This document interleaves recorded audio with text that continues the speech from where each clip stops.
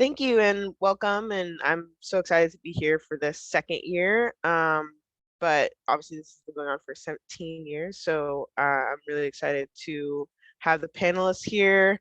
I'm going to start with a couple questions, well, more than a couple questions, and then we'll do some excerpts from the readings from the author's books. And so I would just like to start um, with each author. I believe. Maybe Tyra can go first. I don't mean to pick on anybody, but you're the first on my screen. For each of you, tell us about your publishing journey, what inspired you to start, and what keeps you writing or creating art. Yeah, thank you. That's a great question. So I always like to write, as Kim mentioned in the intro.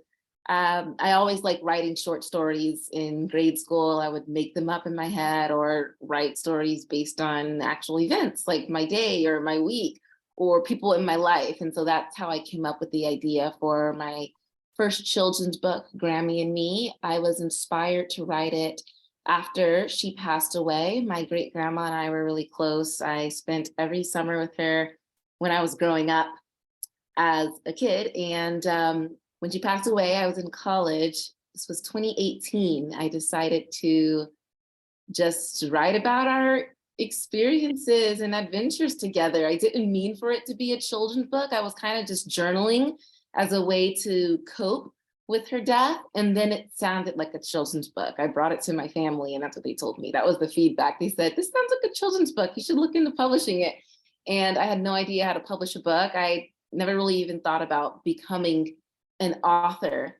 But I thought if I had this experience, losing my great grandma, one of my first real experiences dealing with death, and I felt like writing helped me cope with it. I thought, well, maybe other kids and young adults could also relate to this, and thought it would be a good idea to pursue in book form. So publishing journey, the publishing process started with a lot of research. I wrote the book, and the next step was kind of figuring out what is next. And so it started with a simple Google search, how to publish a book, and then how to publish a children's book. And I made a huge list of all of the publishing companies, small publishing companies, big publishing companies, a list of all the publishing houses that I thought might be interested in a story like mine. And I submitted that manuscript, of course, after I had it proofread and edited it by people as simple as my college professors. I just kind of used the resources that I had, right in my backyard, and sent the manuscript out. And some people responded. Actually, not a lot of people responded, but all you need is one yes. And so after I did get that yes, then the publishing process went from there, and I illustrated the images on my own. And it was very meticulous process, not to go into too much detail because I don't want to take up all the time, but publishing a children's book was kind of tricky. A lot of things I never thought about, like how long do you want your book to be? Do you want page numbers on your book? Do you want someone to draw the pictures for you? I mean, all those things came into the picture, and I had to figure it all out. And ultimately I decided no to page numbers because kids have short attention spans, and I didn't want them to feel like, oh, this book is getting long. I wanted to draw my own pictures because I wanted the images to represent what I saw firsthand with my Grammy growing up. So yeah, it was a 2-year process. The first year was writing and illustrating. The second year was mainly the research.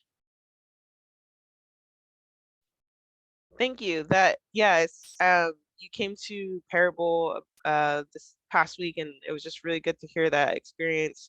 And I think a lot of people were really impressed with how you're going through that. I'm interested, Rob, how you started your publishing journey. Yeah, thank you. So I believe my son, who's 18 now, when he was about 2 years old, I was reading some books to him, some that people had bought for him and some that I got myself. And I was just kind of frustrated that there were no kids' book there weren't very many kids books about kids like him. I come from a mixed background, so does he. And it was kind of baffling that when I went to the library or the bookstore, like you really had to dig to find those. And so I decided, instead of complaining about it, that I would do something. And so I went back to school and I went into what I didn't know would be a long journey. He's, like I said, he's 18 now, and this started when he was 2. So it took me a very long time. Just like Tyrah said, there was not that information, not that much information out there about, what do you do? And so I went about, asking people that I knew, also writing down names of publishers, basically just learning all the things, all of the different jobs that are involved in making a book and the production of it, and then delving really deep into the craft of it, and first starting as an illustrator and then realizing that I had, in order to tell it properly, I would have to learn how to write as well. And so just reading tons of picture books and middle grade books and comics and things like that.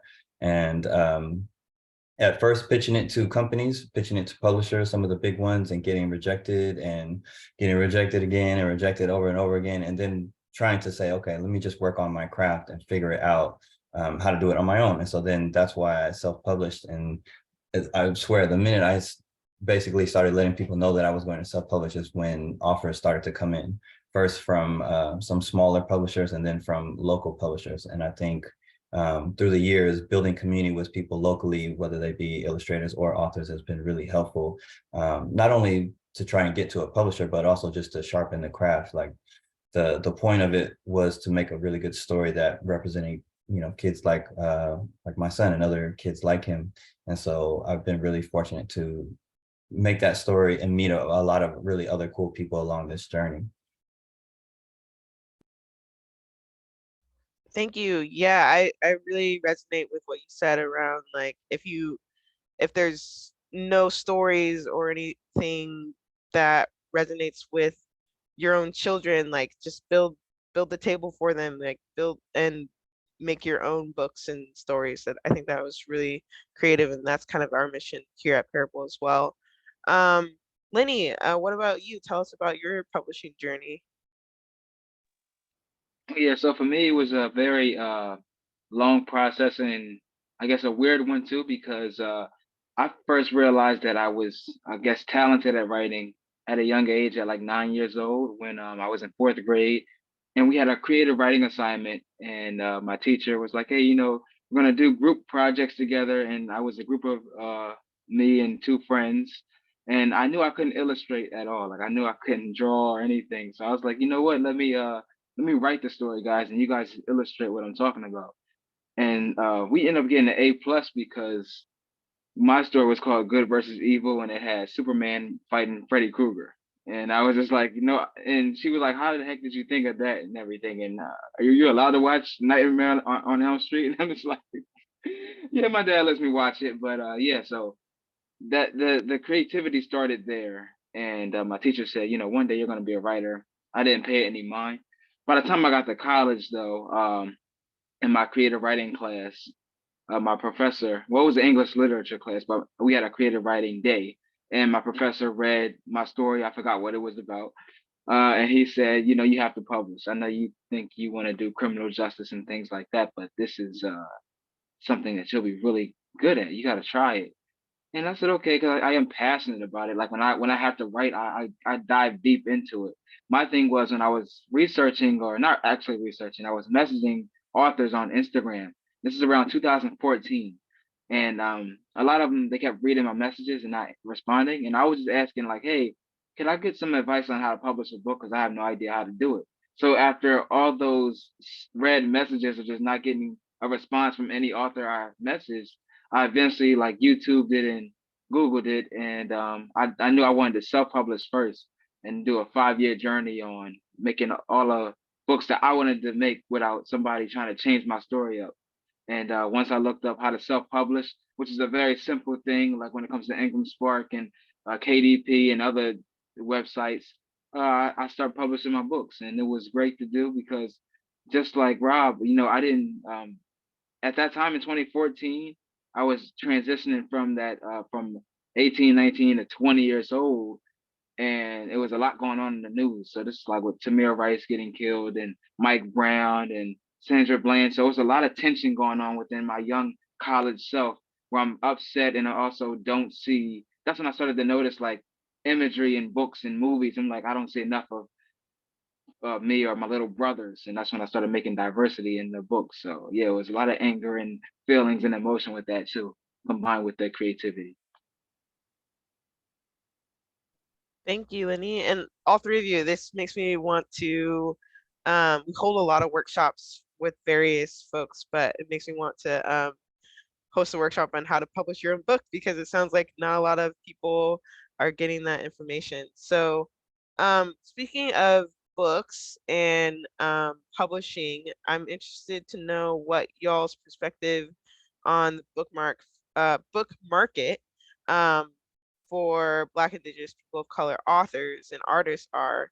Some of you mentioned already, it's been difficult or whatnot, but I'm curious to hear any hardships or any good things about the book market for BIPOC authors. And we'll start with you, Rob. Sure, yeah. So what I think that currently the market is improving and that it's doing a lot better, and that it's inspiring to see the growth that has happened in the past 10 years. When I first started sending my work out in 2008, I would say that it had a long way to go, and that is because the publishing industry is predominantly white. It's predominantly older, like older, I would say probably over 50, and it's predominantly cisgender, someone who was born as a woman, and heterosexual. And so just by being that, there's a lot of gates that you have to get through. One is like basically the craft of writing or the craft of illustrating. Like if you didn't go to a school where you found a love for that, that's hard. I think it's also difficult to basically understand the language of and what it takes to investigate and find out what is an editor, what does it mean to query a publisher, what does it mean to find an agent. Like a lot of these are things that make it easier for people in the industry to kind of, as they say, publish the best books or find the best books. But it makes it extremely difficult for lots of people to get in, and it's no wonder why there have been less people of color in this field. And like queer books is like, folks are just asking, to find stories that they identify with or that they feel reflect them, or things that when they read it, they resonate with. And sometimes, as I mentioned about rejection, sometimes they just don't get it. Like, and that's not a diss to them. It's just saying like, the problem is not that you don't get it, it's that you need to have more people like the world in your publishing company, whether that be in the agents world, or whether that be in the editors who acquire books, or whether that be the heads of publishing who make an intentional choice to say, we're going to look for these people. And if you look in the African American book publishing world specifically, it is quite revolutionary, not just for the authors and the illustrators who exist there, but the breadth of genres and the systems that we have created for ourselves. And I'm talking about publishing, I'm talking about podcasts, I'm talking about the books themselves, guides, and also the immense amount of book festivals. I mean, there's no other people of color I can think of who have as many book festivals as Black folks do, which is amazing. And that's all because we had to do it, because we're knocking on the door and they're like not answering. And so it's like, forget it, we'll just do it ourselves. So I think it's growing and it's great to see. And I think they have a long, long way to go. And I think one of the most beneficial things is when we as marginalized people get together and share knowledge and resources, because we uplift each other. Yeah, that's very powerful. You mentioned, people having their own um, markets and everything. We're having our own this weekend, a mini market for Black authors. And so, yeah, you have to really create those spaces, or else we're not able to, do those things. So I'm interested to hear, Lenny, what are your thoughts on the book market for BIPOC authors and artists? Oh yeah, so today I think it's doing wonderful because just as Rob mentioned, and he had a way earlier start than I did as far as noticing the imagery and everything back in '08. But for me, in 2014, when I was doing like just looking for books online per se, or just seeing it, I didn't see a lot of us at all. And I want to say that shift started to change though once, to me, I think as social media improved, or because the books probably were already out there, and then secondly, just the passion that people had from the pain that was going on all over the country. So I think a lot of that pain had that domino effect of making people want to create because they felt shut out, you know. So once you feel shut out, you see nothing but constant pain on the news day after day after day.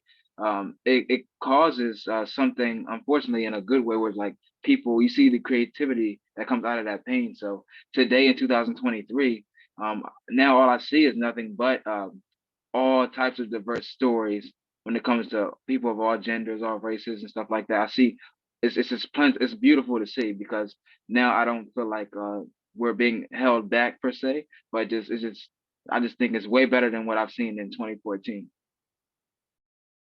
Yeah, you mentioned a lot of the pain, and I love your shirt because it's reading is freedom. And so in order to be free, you know, we have to really dive into our artistic abilities. And I think that's such a good point, Lenny, that we're we're passing the pain and then turning it into joy for sure.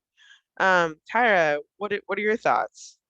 Yeah, I think Rob and Lenny really hit the major points there. I think representation is a huge deal. I think it's necessary, especially for young people. The market right now looks completely different than it did when I was little. I grew up going to the bookstores and going to libraries. I so blessed to have parents that took me to libraries and bookstores. And I remember not having a lot of books with characters who even looked like me, or characters by Black authors. I remember I had like 3 books by Debbie Allen, and that was like the extent of it. Now you can't miss it. Like you mentioned, the book festivals.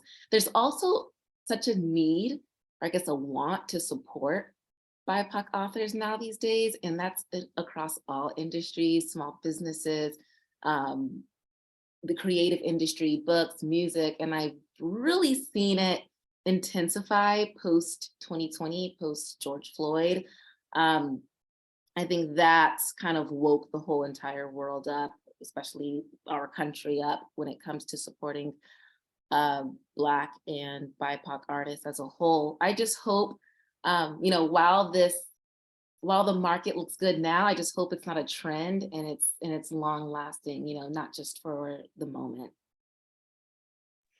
Absolutely. I mean, we've definitely have benefited from um, this sense of urgency for um, Black authors and other authors of color, um, for not just children, but youth and elders and so on.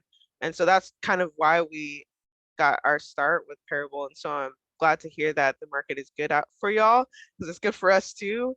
But like you said, we hope that it's not just a trend. We hope that it continues on.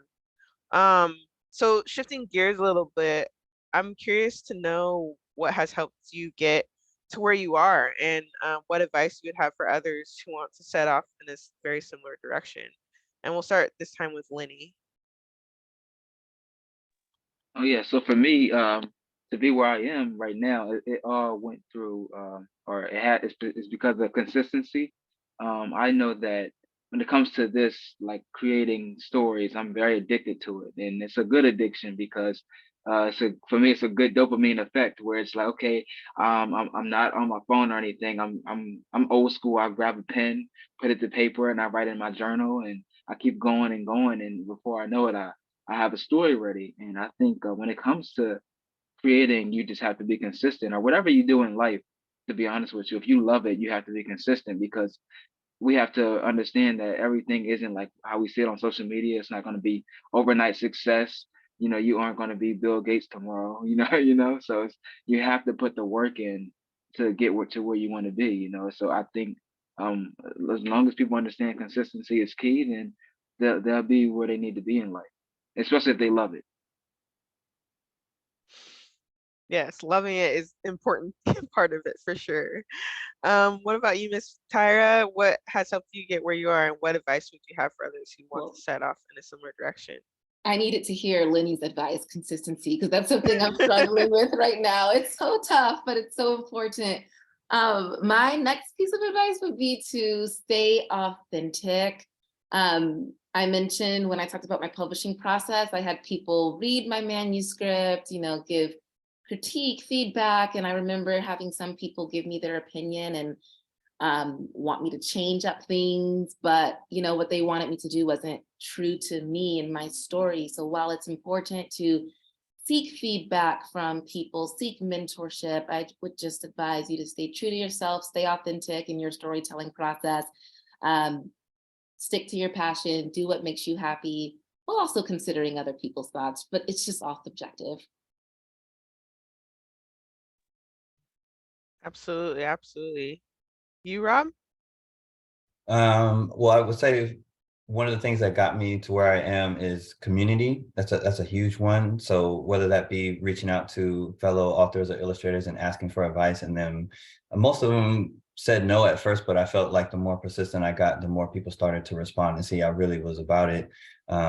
Just hearing their advice and their feedback and hearing their stories, like those who took the time to talk to me, was really helpful. And I think like Issa Rae says, networking sideways, like the people up there like don't got time for you, or they don't want to talk to you, but people who are right next to you trying to do the same thing, you can be really helpful to talk to them. So I think all ships rise with that approach, like really just helping each other. And then I would say for advice for people who are starting out, to really see it as a craft, because if let's say, for example, you want to ball and you want to be on the court like LeBron, or you want to be like in the WNBA, you cannot just walk onto the court because you like it and be like, I'm about to run things on this court. No, that's not about to happen. You got to hit the gym. You got to study. Like a lot of times players will have coaches that will kind of tell them this is what you need to do, and they'll tape themselves playing and go back and look and see what they can improve on.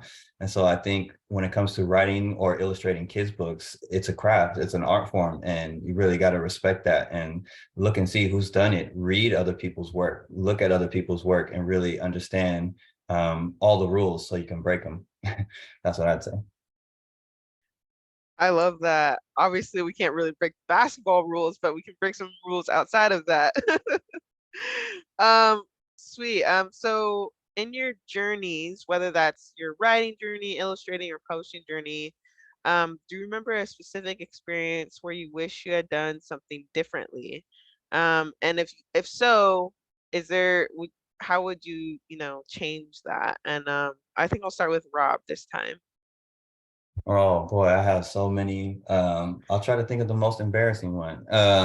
So in my time of starting out, one of the things that I would do besides hitting up authors and illustrators for advice was to reach out to editors of companies, sometimes larger ones, sometimes smaller ones. And one time, I noticed there was an editor who was local in the Bay Area where I'm from, and she was close enough that I could drive. And so I said, you know what, I'm about to find, this person's like their place of business, and then just go up and holler at them. What I didn't know was that the place that was listed was not really their place of business, it was their home, which most people work out of their home, or that's common, I should say. And when I went to go basically kind of pitch her my work, or like share my work, yeah, it was not good. I think she was very intimidated, and I was like, I'm trying to do kids books, like I'm not trying to like be antagonistic or mean to you, but it was, yeah, that's not the move. Like I think entering someone's personal space is not a good look. So whenever you can meet someone at a public place, if you can even get them to respond via email, yeah, that was not a good one. And so having a thought of doing it differently today, I would probably have just, going back to community, tried to work with a writers group or an illustrators group, or basically a group of people who are also working on their stories. Because I think you can get some good feedback that way. Yes, I love that. A collective. What about you, Tyra? Computer almost fell. I'm still thinking about my answer, honestly, right Okay, now. no worries. I'll go to Lenny if Lenny's ready. Oh yeah. So for me, it was two things. So the first thing was when I created my very first book, Dreaming Their Way Out, which is a children's book that I really wanted to make because I wanted to put my little brothers into a story, and I put them in a story. It was cool, but when it came to, I didn't know anything when it came to actually putting together a book. So I had my illustrator finish the illustrations and all, and I put it together on Microsoft Word, but the formatting was horrible. I didn't have a back cover because I didn't know how to add the back cover. I didn't really know what I was doing. And that was one of those things where I keep it the way it is though, because I was 2015, and it's a learning experience of like, oh, okay, you came this far. because you didn't know what you were doing, but now each book you improved. So that's one of those things that like it was embarrassing to me, but at the same time I learned from it, you know. And the second thing was when that same year when I finished the story, me and my family, we went out to Disney World, and I had a whole bunch of flyers and of like promoting my book, and I was going to different families. I only went to two families because I got embarrassed. I went to one family, and I said, "Here, I have a book," you know, and I was trying to be really gentle and nice. Like, I just have a book. You guys can take this flyer if you want to, you know, support it or whatever. And they kind of like waved me off and kept going. I said, "Okay." Then the second time it was like this African family, and they were enjoying themselves, and I was like, "Oh, hi, would you guys like a flyer?" And then the dad was like, "Please get away from us," and I was like, "Oh, sorry." And I put all the flyers in my pocket, and I was like, "You know what? Maybe I just pass out flyers at a book event or something, but I'm never doing that again." So I learned my lesson there. Hey, you got to start somewhere, right? You try and you fail sometimes, but you will look at you now. So that's really good. What about you, Tyra? Are you ready? Big mistake on those families' part for saying no to your flyer, by the way. Exactly. I would do, let's see, what would I do differently? So since I did go with a smaller publishing company, I think back then being in college and really wanting to get my book published, I kind of not rushed into the process, but I didn't really look at the full scope of things as far as making sure that I got what I think I need now. So for example, working in the news industry, I see how important it is to have press, to have, you know, the media know about your work, interviews and articles and blogs, even speaking on panels, stuff like this. This is something that my publishing house didn't really have the resources to connect me with. And so, you know, working on my next book, and when I go through this process again, I know for sure, ask for some sort of press release to go along with your book so that news companies, news outlets are aware of it, because the media, social media, news media really can push your work out there. So that's probably the biggest thing that I do differently. Awesome. And you mentioned like the next round when you have your book. That was the next question, which was, you're writing about your grandma, and I'm just wondering, will there be subsequent books with your grandma or maybe other family relatives? And yeah, so what's on the horizon for you? Yes, yes. This question was asked at Parable last week, actually, and I told everyone that I'm working on the next book, and it's going to be Papa and Me. So I would like to turn this into a series all about family, family values, quality time. Not necessarily based all on my experiences, Grammy and Me was, but the next book is for sure going to be Papa and Me. And then from there, so on, Sister and Me, Brother and Me, Mom and Me. And it'll just be a whole family collection. That's Thanks for awesome. Can't wait. Rob, Lenny, are there any books on the horizon for you all?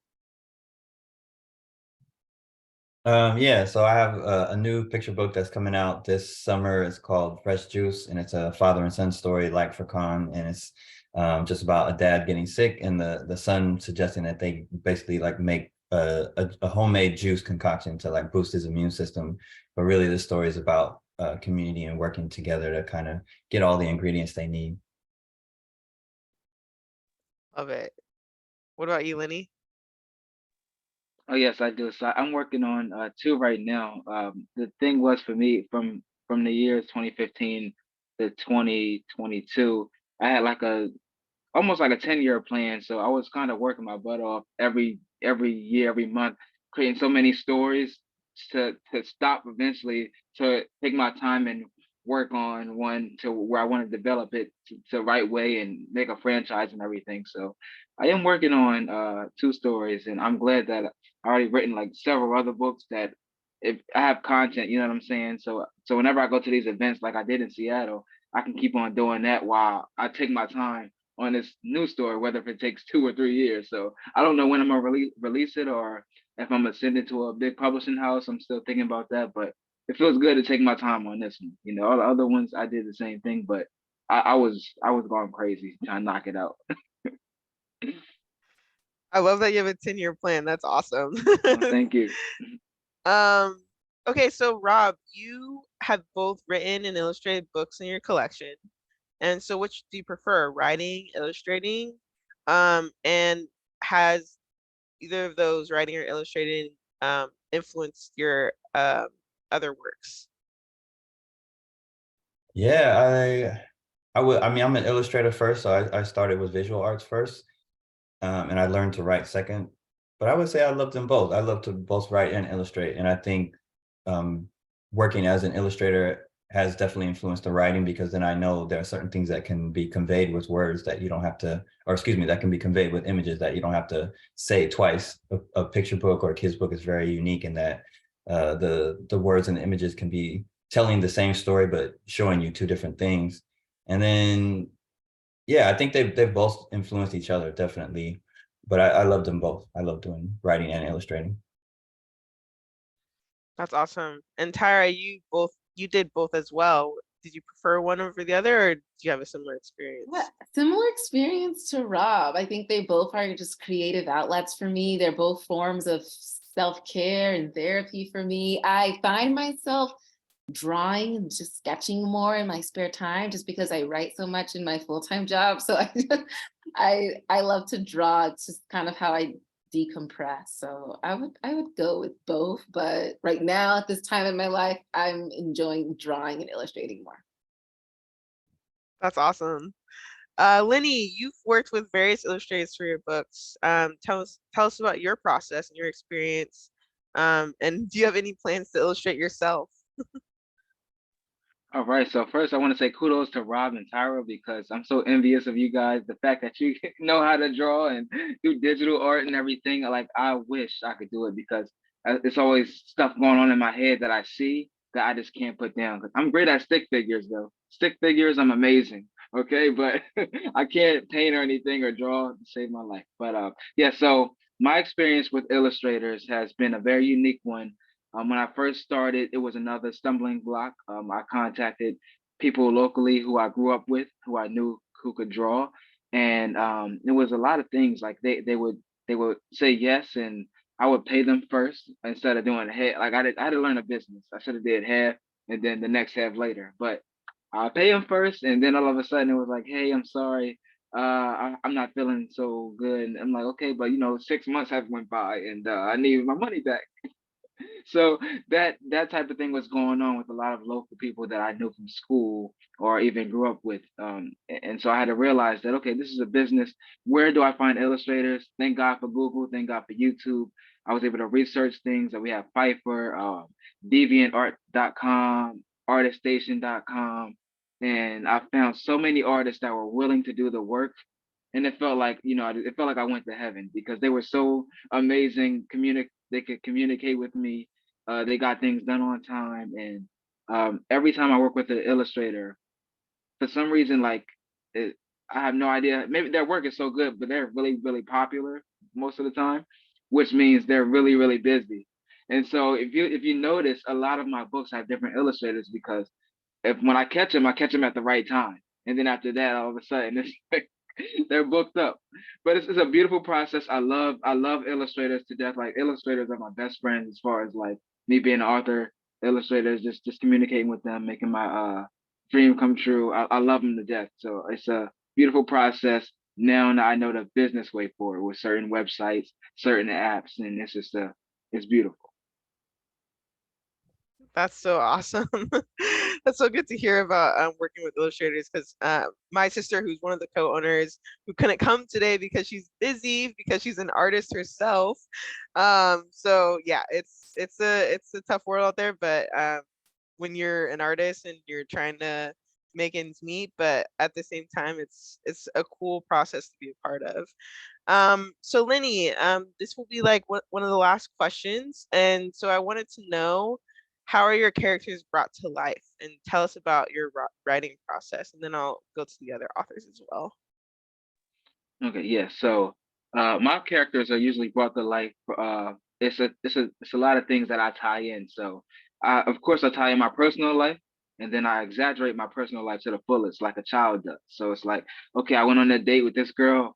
okay, all of a sudden, she's a princess. You know, so I change. You just turn it around like that. And also, dreams inspire me. I'm one of those people where I do a great job of remembering my dreams, which is sometimes really hard to do. But when I get up, I have to write it down. So a lot of my dreams that are crazy or magical or scary, I write them down. And I also do a lot of nature walks. So I love going out to the forest and going into the woods, going to see waterfalls and things like that. And it clears my mind. And this is when I usually just put my phone in my pocket, put it on silent, and just let nature take its course as far as just the viewing a beautiful sky and things like that. So yeah, it's my personal life too.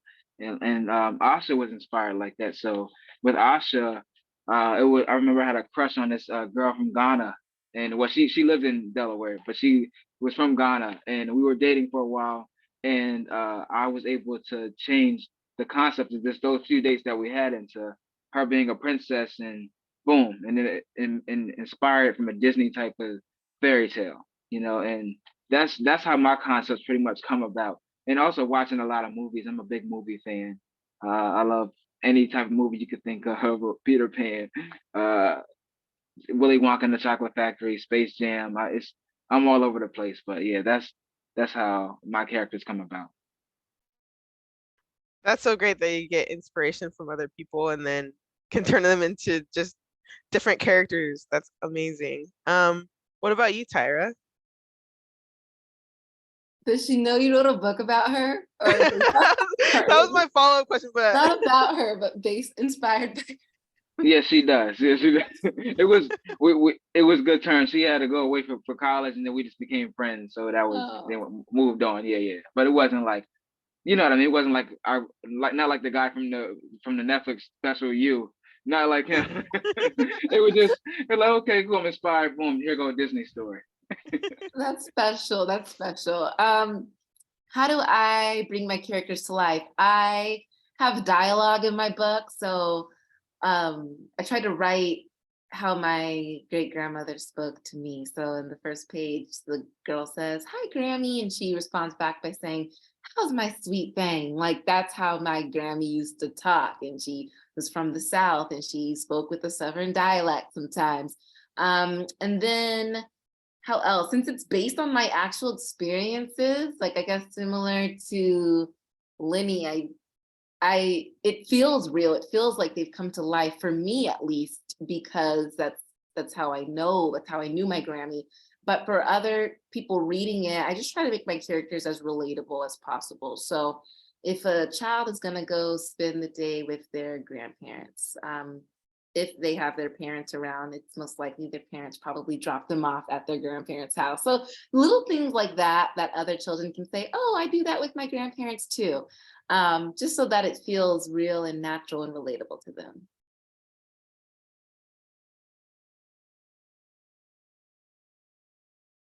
awesome. So both of you find inspiration from others. What about you, Rob? Do you find inspiration from others, or how's your writing experience? Yeah, most definitely. I definitely find inspiration from my family and from people around me, and I'll sometimes jot down something that happened in a day or something in life. The one thing that's helped me a lot, because I'm an illustrator and a writer second, is making small versions of it. So I'll do a short story, and that usually helps me to kind of get the creative juices flowing. And then from that short story, I'll take that and expand it and try to make it into a picture book. It takes me quite a while to do a picture book, which is why I've probably illustrated more than I've written, but I'm working on it. I'm trying to get faster with it. But yeah, it's a lot of rewriting and rewriting and rewriting. Yes, the creative juices flowing. I love that.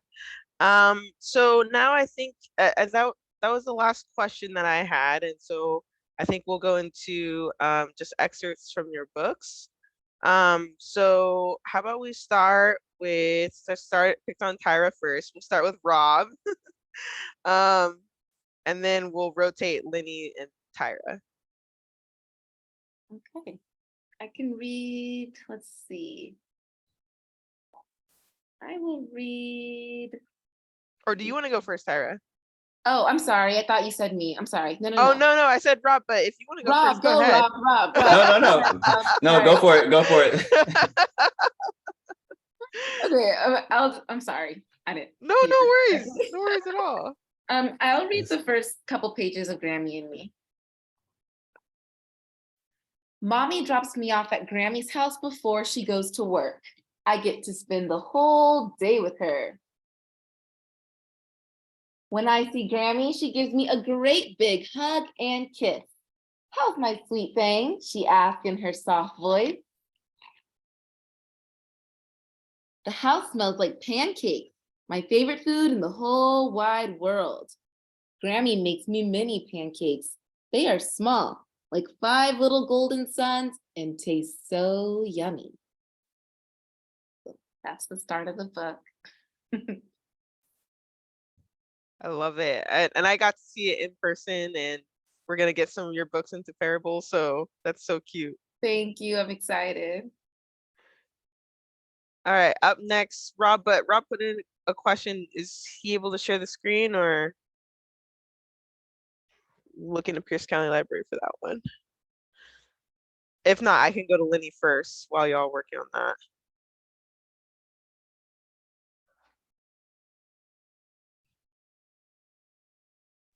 Okay, cool. I got let me see. Oh, here's I wrote a poem in this journal called Dear Summer. And a lot of my writing is long-winded, but I'm not gonna be long-winded. I'm gonna keep it short like Tyrah did. And it says Lenny's imagination short story. Not too long ago, in the world of depression, there were two strangers headed to the same destination. This destination was called the Island of Love and Affection. They'd never seen the island before, but their minds informed them that this unknown place is where they would find peace. They knew it would be a long journey, but it was one they were willing to take. The woman was from the left side of the world, and the man was from the right side of the world. According to their minds, the island of love and affection was in the middle of the ferocious ocean, but the island couldn't be harmed due to the peace it provided. This is where the man and woman wanted to spend all of eternity. During the man's swim to the island, his mind convinced him that he had to drown, suffer, and go through exhaustion and starvation and become disoriented to get past the ocean's rage. During the woman's swim, her mind continuously warned her about avoiding predators, fighting against the waves, and keeping her head above water to get past the ocean's rage. The more and more the man and woman swam against the ocean's rage, the harder it was to find the island. It took years of misery, false hope, and fantasized expectations that failed for the man and woman to finally silence their minds and stop swimming.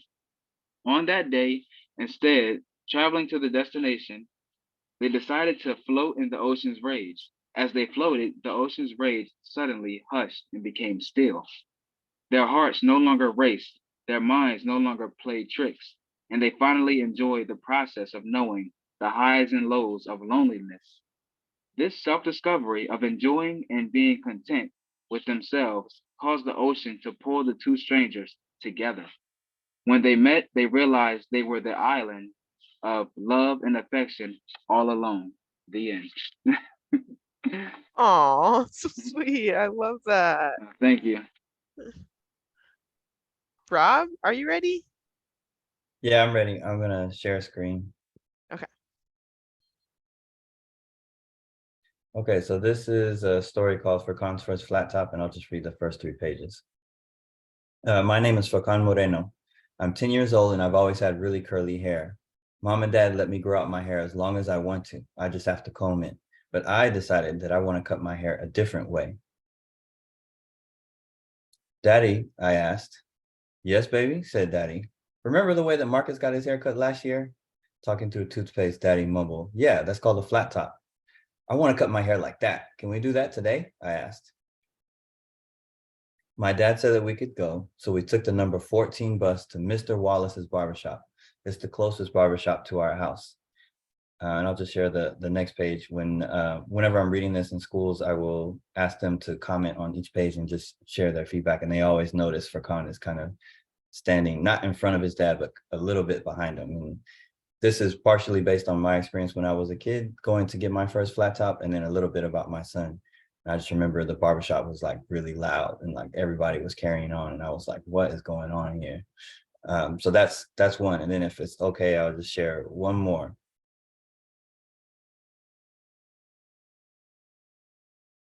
Okay, are y'all able to see that one? Okay, so this right here is an art book.